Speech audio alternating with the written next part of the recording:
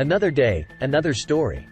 During the war, the Kerr ladies soccer team drew huge crowds until they were banned from stadiums.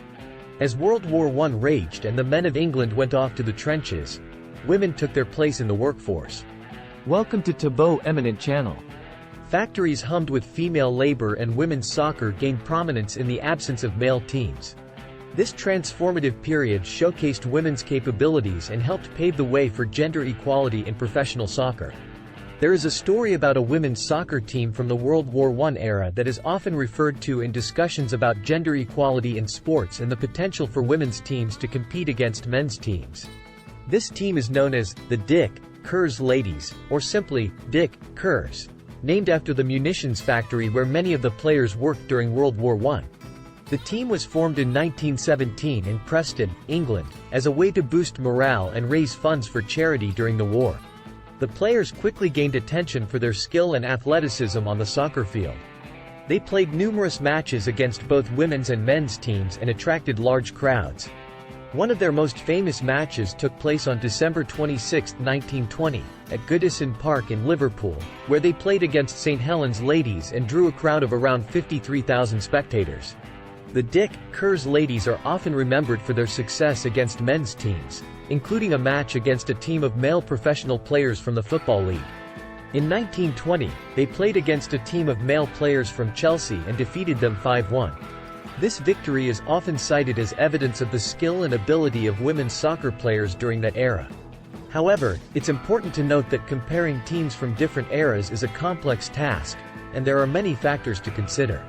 The style of play, the level of training and preparation, the rules, and the overall athletic conditioning have all evolved significantly since the early 20th century. While the achievements of the Helens Ladies are impressive and significant in highlighting the talent of women's soccer players, it's difficult to definitively claim that they could beat men's teams across the board. Soccer is a highly competitive and dynamic sport, and outcomes can be influenced by various factors on any given day. In modern times, discussions about gender equality in sports often focus on equitable opportunities for women in terms of resources, funding, and recognition, rather than pitting women's teams against men's teams. The goal is to promote and support women's sports for their own merit and to ensure that female athletes have the same opportunities to excel as their male counterparts. The birth of the Kerr Ladies. At the Kerr & Company factory in the northwest English city of Preston, women kept the trolley cars, locomotives and munitions rolling off the assembly lines to support the war effort. During tea times and lunch breaks, the young women played pickup soccer games in the factory yard and regularly defeated squads of male apprentices. Recognizing the women's talent, office administrator Alfred Franklin organized the Kerr Ladies team to play local charity games to raise money for injured servicemen. The Kerr Ladies were not England's first female soccer team, but they quickly proved to be the best. On Christmas Day in 1917, approximately 10,000 fans poured into Deepdale, the home field of the popular Preston North End men's team, to watch the Kerr Ladies trounce the Arundel Coulthard factory team 4-0. Curiosity may have initially drawn fans, but the skill of the munitionettes soon kept them captivated and entertained. Lily Parr, a legend, takes the stage. With a keen eye for talent, Franklin recruited adept players, such as 14-year-old phenom Lily Parr, who dazzled at left wing for the St. Helens Ladies in a game against his squad. According to teammate Joan Wally, Parr had a kick like a mule, one that reportedly broke the arm of a professional male goalkeeper on a thunderous shot. She netted 43 goals in her first season, according to England's National Football Museum, and the 6-foot-tall chain smoker quickly became the team's biggest star. Lily Parr was a legendary English women's footballer who played during the early 20th century and is often considered one of the pioneers of women's football.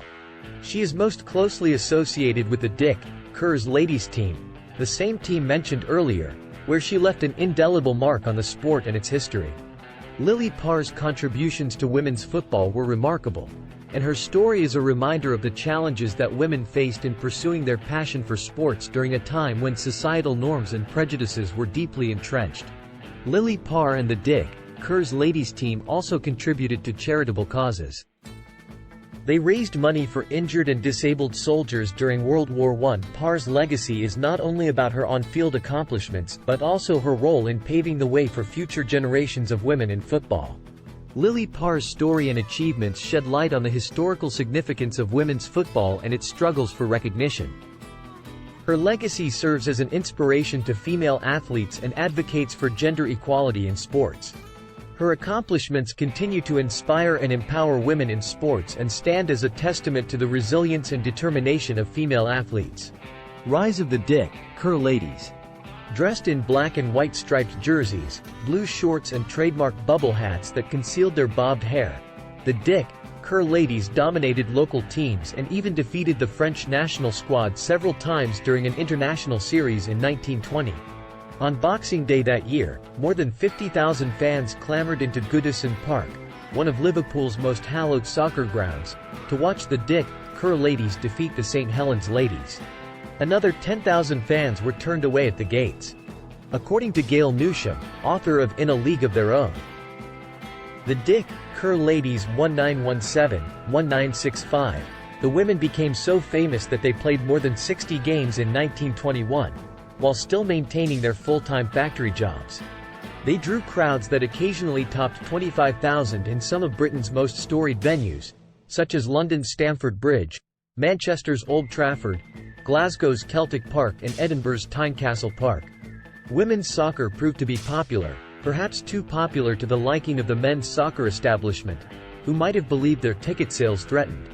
On December 5, 1921, England's Football Association, FA, prohibited its members from permitting women's teams to use their fields. The FA expressed their strong opinion that the game of football is quite unsuitable for females and should not be encouraged. Although not banned outright, women's teams were effectively precluded from playing in soccer stadiums in big cities before large crowds, challenging female stereotypes in the U.S. Forced to play in smaller venues and on cricket grounds, the Kerr Ladies carried on. The 16-woman squad had high hopes for a North American tour in the fall of 1922. However, when they disembarked in Canada, they learned that the sports governing body in that country also objected to female soccer players and barred them from playing. The United States proved more receptive, but although a brief American soccer boom was taking hold in the 1920s, there were no established women's teams. Women's soccer players in this city are almost as scarce as hen's teeth, noted the Philadelphia Inquirer in 1922, and the same could have been said for the country as a whole. Playing in the shadow of male soccer. The Kerr Ladies were forced to take on men's teams, including several from the top-tier American Soccer League. What the girls lacked in fast footwork they made up in combination, and their clever passing repeatedly brought them salvos of applause. The New York Times reported after their first game, a 6-3 loss to New Jersey's Paterson FC. The Kerr Ladies played 9 games against the men, winning 3, losing 3 and tying 3, according to Newsham, and drew crowds between 4,000 and 10,000 while challenging conventional societal roles for women. "We think the Victorian girl who used to stay at home and cook and mend is a thing of the past," one team member told the Baltimore Sun. "Modern girls want to be up and doing, and we're in favor of them having every opportunity their brothers had." Newspaper coverage, however, showed that change would come slowly. The Baltimore American called them brawny Amazons, and the San Francisco Chronicle published photographs of the team flanked by advertisements for skin cream, dishwashing soap and stylish stout corsets. Charity money raised by the British women was used to cover the expenses of the American men's soccer team in the 1924 Summer Olympics in Paris, a soccer competition closed to women. The enduring legacy of the Preston Ladies. Although remaining snubbed by the soccer establishment, the team, renamed the Preston Ladies in 1926, endured for decades. By the time Parr retired in 1951, she had scored an estimated 900 goals in her 31-year career, tops among any English player, man or woman. She would become the only woman included in the inaugural class of the English Football Hall of Fame in 2002. The FA's ban on women's soccer continued until 1971, 6 years after the Preston Ladies played their final game.